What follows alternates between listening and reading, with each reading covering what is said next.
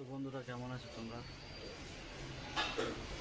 তো একটা ব্লাউজ হয়ে গেছে, কাজ রেডি পুরো কমপ্লিট। তো চলো তোমাদের দেখাই কাজটা কেমন হয়েছে বলবে। ঠিক আছে, ভালো লাগলে একটা লাইক করে যাবে ভিডিওটা। ঠিক আছে, তা কাজটা পুরো মালের কাজ, আর কষো এসছে অল্প, কষো পুরো মালের কাজ বেশি হয়েছে।